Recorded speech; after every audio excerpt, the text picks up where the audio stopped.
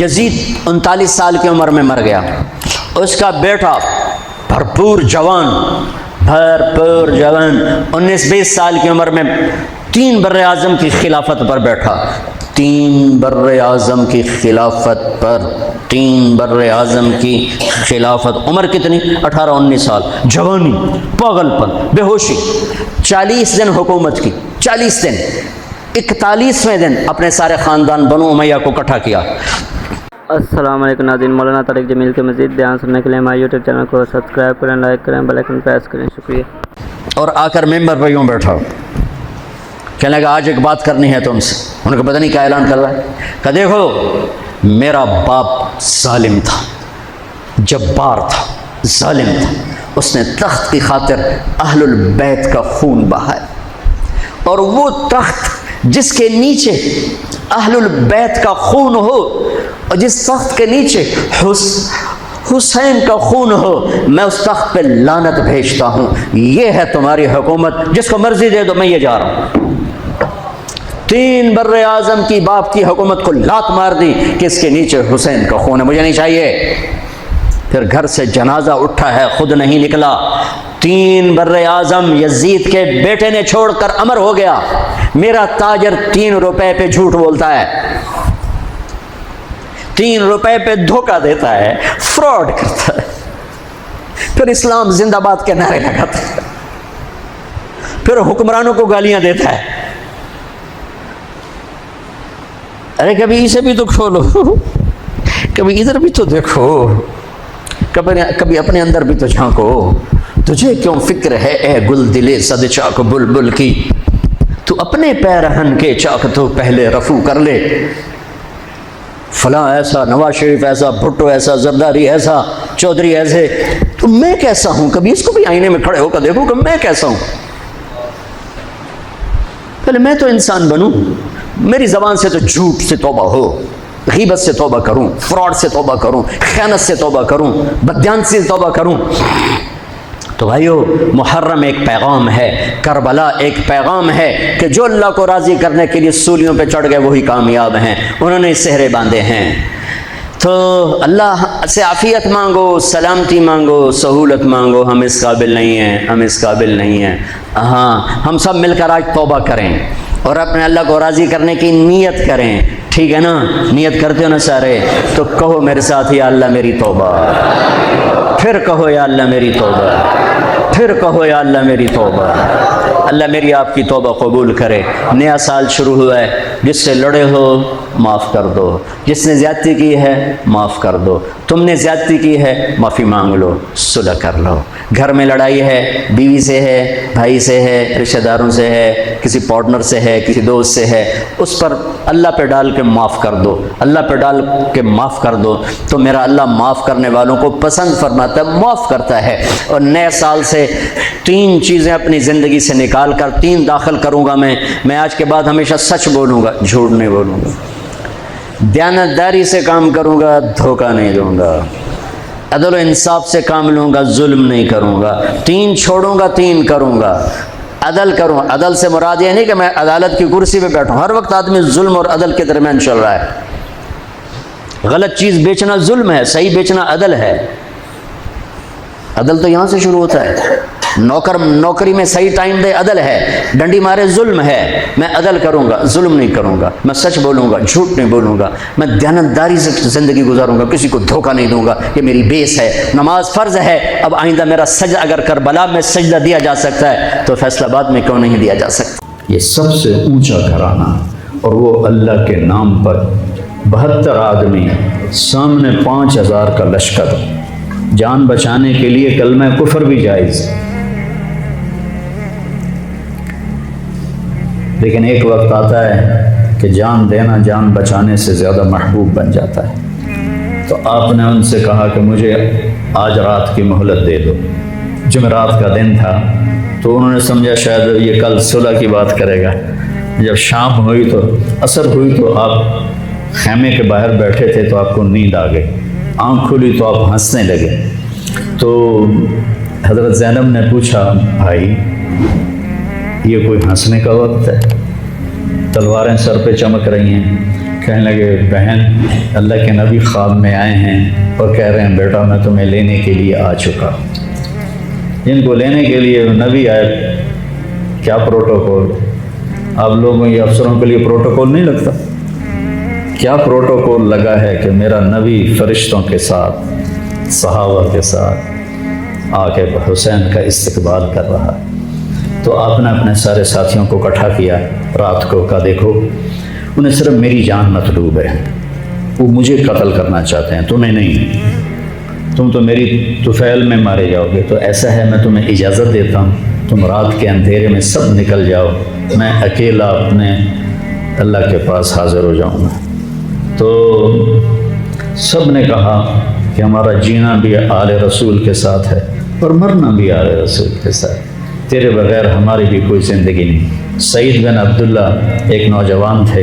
وہ کھڑے ہو کے کہنے لگے اے حسین میری ایک جان ہے جو ایک وار میں ختم ہو جائے گی. کاش میرے پاس 100 جانیں ہوتی اور میں ہر جان تیرے اوپر قربان کرتا چلا جاتا.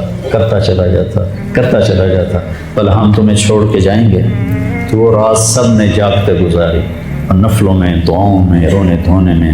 صبح آپ نے اپنے لشکر کو ترتیب دیا. 72 لوگ تھے, 42 گھوڑ سوار تھے اور 30 پیدل تھے. تو آپ نے رائٹ سائڈ کا جھنڈا دیا زہیر کو اور لیفٹ کا جھنڈا دیا حبیب کو اور درمیان میں جھنڈا دیا اپنے بھائی حضرت عباس کو جو عباس علمدار کہلاتے ہیں. ان کو جھنڈا دیا اور پھر انہوں نے کہا دیکھو ہم اب ایک امت ہیں, ایک ملت ہیں, ایک کلمے والے ہیں. لیکن اگر تلوار نکل گئی تو تم ملت سے خارج ہو جاؤ گے. تم نبی کے نواسے کو قتل کر رہے ہو. میں نے کبھی کسی کو بے گناہ قتل نہیں کیا. تم کس جرم میں مجھے قتل کر رہے ہو. تو شمر کہنے لگا ہم نے تمہیں قتل کرنا ہے. تو کہنے لگے صدق اللہ و رسولہ, سچ کہا اللہ اس کے رسول. ساتھیوں نے پوچھا جی کیا کہا. کہا میرے نبی نے کہا تھا میں ایک کتا دیکھ رہا ہوں جو کالا اور چٹا ہے تو میری اولاد کا خون چاٹ رہا ہے. تو شمر کو برس پھل بیری ہو گئی تھی. وہ کالے سیاہ رنگ کا تھا. تو اس کے چہرے پر کالے چٹے داغ, بدن پہ کالے چٹے داغ. تو آپ نے کہا یہ وہ کتا ہے یہ ہمارا خون پیے گا. تو جب اس نے کہا ہم تمہیں قتل کریں گے تو آپ ہنس پڑے. سنا کہنے اب الموت تو دیکھو مجھے موت سے ڈراتا ہے. موت میں تو ہماری راحت چھپی ہوئی ہے. تو ایک ایک کر کے لوگ نکلنے شروع ہوئے. تو جو نکلے کوفی قتل ہو جائے, جو نکلے وہ کوفی قتل ہو جائے. تو شمر نے بکواس کی مرن واسطے آئے انہوں ساڑھے سارے مار دے ہونا ہے. ان کو کٹھے حملہ کرو ان پر اور پہلے ان کے گھوڑے قتل کرو. تو 5000 تیر چلے اور 42 گھوڑوں کو انہوں نے پہلے نشانہ بنایا. وہ سارے مر گئے اور پھر وہ سارے پیدل ہو گئے. اور اس کے بعد دو بدو ایک کے سامنے 50 آدمی, کیا مقابلہ تھا. گرتے گئے کٹتے گئے. اتنے میں نماز کا وقت ہو گیا. جمعے کا ہی دن تھا اور سورج ڈھلا. تو آپ نے دیکھ کر زہیر کو کہا کہ شمر سے کہو مجھے نماز پڑھنے. کوئی ہے گنجائش نماز چھوڑنے کی. شمر سے کہو مجھے نماز پڑھنے. کیا اس کے بعد بھی یہ امت کہہ سکتی ہے جی بھائی کیا کریں, ڈیوٹی پر تھا نہیں پڑھ سکا, دکان کا رش بہت تھا نہیں پڑھ سکا, وہ جی بس ساتھیوں میں بیٹھے گپے مار رہے تھے نہیں پڑھ سکا. گنجائش ہے. تو آپ نے شمر کو پیغام بھیجا نماز پڑھنے. تو انہوں نے کہا ہم تمہیں قتل کریں گے نماز میں بھی. آپ نے کہا پھر چلو آؤ ادھر آ ستمگر ہنر آزمائیں تو تیر آزما ہم جگر آزمائیں. آپ نے کہا آدھے نماز پڑھو آدھے ان سے جنگ کرو. تو یہ کیسی نماز ہے کہ تیروں کی سنسناہٹ ہے, تلواروں کی جھنکار ہے, نیزوں کی کھڑکھڑاہٹ ہے اور بدن خون سے تر بتر ہیں. اپنے خون سے وضو کیے یا کربلا کی مٹی سے انہوں نے تیمم کیا. جب انہوں نے اللہ اکبر کہا ہوگا تو زمین آسمان میں کیا ہلچل مچی ہوگی. جب سجدے میں سر رکھا ہوگا تو تحت الثری تک زمین کی کیا چیخیں بلند ہوئی ہوں گی اور فرشتوں کی کیا آہ و بکا ہوئی ہوگی کہ 1443 ہجری جا رہی ہے. اب 44 آ جائے گی کل. 1443 سال میں ایسی نماز نہیں پڑھی گئی. کربلا کیا کہتا ہے کہ اللہ کے حکم پہ قربان ہو جاؤ، اللہ تمہیں امر کر دے۔ حسین آج بھی زندہ ہے، اور یزید کا نام و نشان مٹ گیا، ابن زیاد کا نام و نشان مٹ گیا، شمر کا نام و نشان مٹ گیا۔ آخر کرتے کرتے کرتے نماز مکمل فرمائی، نماز کے بعد پھر سینہ سپر ہوئے، سارے ساتھی قربان ہو گئے، اہل بیت بچ گئے 16۔ تو آپ کے بیٹے علی اکبر نے کہا ابا جان میں آپ کو مرتا نہیں دیکھ سکتا، آپ مجھے پہلے مرنے دیں، میں آپ سے پہلے جانا چاہتا ہوں۔ تو آپ نے بیٹے کو روانہ کیا، وہ تلواروں کے نغمے میں آئے اور سر دھڑ سے جدا ہو گیا۔ پھر حضرت حسن کے بیٹے عبداللہ آئے، کہنے لگے چاچا میں بھی تجھے مرتا نہیں دیکھ سکتا، مجھے اجازت دے میں جاؤں، یہ میرے نبی کی اولاد ذبح ہو رہی ہے، یہ بکرا نہیں ذبح ہو رہا، یہ میرے نبی کی اولاد ذبح ہو رہی ہے۔ تم پولیس والوں کو، تم تاجروں کو، تم زمینداروں کو، تم سیاستدانوں کو، تم کاروباریوں کو، تم بیوروکریسی کو، تم فوج کو وہ پیغام دے رہے ہیں کہ اللہ کو راضی کرنے میں ہر سودا منظور ہے، تو پھر کیا ہوگا؟ حسین کی طرح نام زندہ رہے گا، اور دنیا کے سودے کرنے والوں کا یزید کی طرح نام مٹ جائے گا۔ آج اس بدبخت کی قبر کا بھی نشان کوئی نہیں، اور حسین کی قبر پہ سارا سال میلہ لگا رہتا ہے، اور زائرین کا ایک رش ہوتا ہے، لوگ پیدل جاتے ہیں مزار شریف پر۔ تو عبداللہ کو تلوار پڑی کندھے پر تو بازو کٹ گیا، تو ان کی چیخ نکلی یا عمہ، ہائے چچا، کیا گزری ہوگی حسین کے دل پر، یا عمہ، ہائے میرے چچا۔ تو وہ پیچھے تھے تو وہ زخمی تھے، لیکن وہ شیر کی طرح آئے دھاڑتے ہوئے اور صفوں کو چیرا، اور عبداللہ تک پہنچے تو ایڑیاں رگڑ رہے تھے، تڑپ رہے تھے، آخری سانس تھے۔ تو آپ نے کہا بھتیجے آج تیرا چچا بڑا بے بس، آج تیرا چچا بڑا بے بس، میں تیری مدد کو نہیں پہنچ سکتا۔ کیا حال ہوگا ان کا جب یہ اللہ کے نبی کے سامنے پیش ہوں گے۔ پھر آپ نے ان کی میت کو اٹھایا، پیچھے جا کے رکھا۔ پھر عبداللہ بن جعفر کے بیٹے اون اور محمد شہید ہوئے، پھر مسلم بن عقیل کے بیٹے عبد الرحمن اور جعفر اور عبداللہ شہید ہوئے، حسن کے بیٹے عبداللہ کے بعد ابو بکر شہید ہوئے۔ پھر آپ کے اپنے بھائی عثمان، جعفر، محمد، عبداللہ، ابو بکر، 5 بھائی حضرت فاطمہ کی نسل سے، دوسری بیوی میں سے، وہ شہید ہوئے، عباس، اور چھٹے آپ شہید۔ جب آپ آخری رہ گئے تو آپ کے بیٹے تھے عبداللہ 2 سال کے، آپ نے کہا عبداللہ کو بھیج،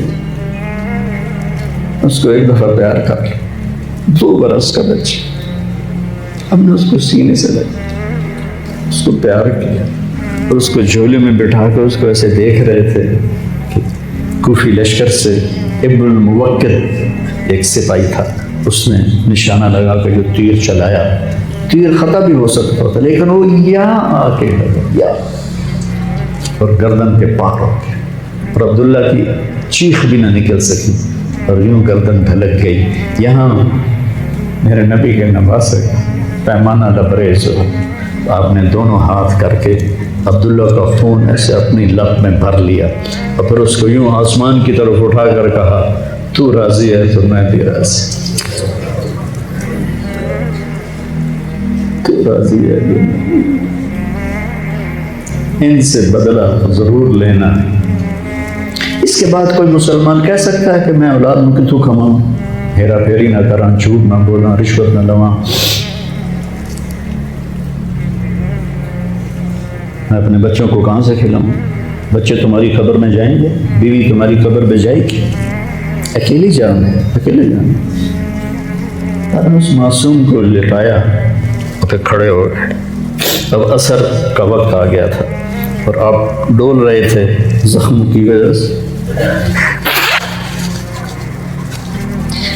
جس ہستی کے ایک ایک جسم کے حصے کو نبی نے چوما ہو، آج وہی جسم تیروں سے چھلنے تھے اور زخموں سے چور تھے، اور ایسے ایسے ڈول رہے تھے اور لڑ رہے تھے. تو شمر نے کہا آگے بڑھو اور اس کا سر اڑا دو. تو کوئی ہمت نہیں کر رہا تھا. تو شمر نے پھر ان کو گالیاں دی. تو زرع بن شریک تمیمی وہ آگے بڑھا, اس نے آپ کے نیزہ مارا, یہاں نیزہ لگا, پار ہو گیا. تو آپ ایسے لڑکھڑاتے ہوئے گر پڑے. تو شمر نے کہا سر کاٹ دو.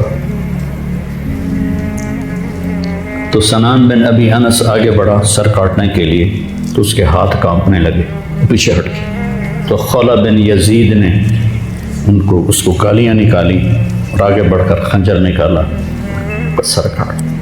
جس گردن کے بوسے میرے نبی نے دیے, اس کو یوں سینے سے لگایا تھا, اس کا سر کاٹ دیا. پھر 72 کے سر کاٹ دیا. 2 سال کے عبداللہ کا سر بھی کاٹ دی اور نیزوں پہ چڑھا دی اور لاش پہ گھوڑے دوڑا دی. تو جب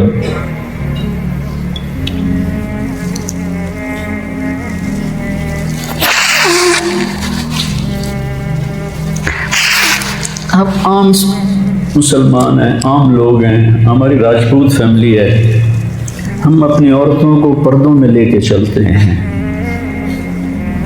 غیر محرم سے بچاتے ہیں. میرے نبی کی بیٹیوں کو کھلا کوفیوں نے گھسیٹ, اور میرا رب دیکھ رہا. میرے نبی کی اولاد پیغام دے رہی ہے کہ اللہ سے غداری نہ کرنا, چند ٹکوں پر, چند دن کی زندگی پر اللہ سے غداری نہ کرنا. تو جب حضرت زینب نے ایسے دیکھا سب نیزوں پر لاشیں کٹی ہوئی, تو انہوں نے ایک مرثیہ پڑھا, واہ محمد واہ محمد صلی علیک الالہ وملک السماء ھذا حسین بالورا مزمل مقطع الاعضاء واہ محمد واہ محمد بناتک سبایا وذریتک مقتلہ تصفی علیہ الریاح.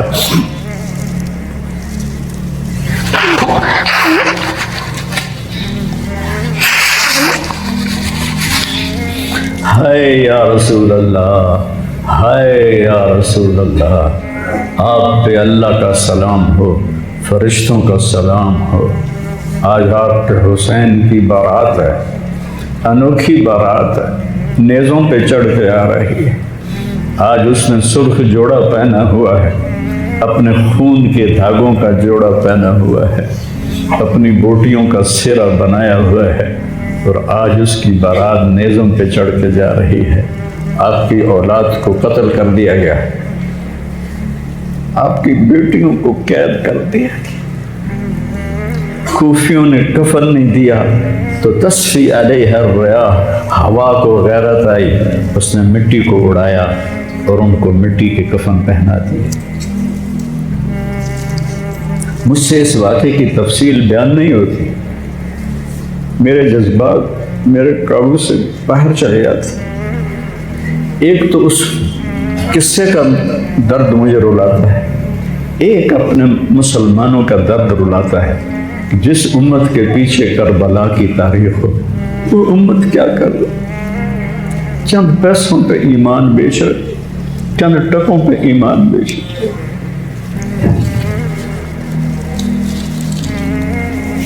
تو بھائیو, نیا سال آ رہا ہے, ہم توبہ کریں اللہ کی بارگاہ, اور آج ہم اپنی زندگی کی نئی بنیاد رکھیں کہ یا اللہ میں آج کے بعد تیری مانوں گا, تیرے محبوب کی مانوں گا, اور جو قربانی آئی میں اسے برداشت کروں گا.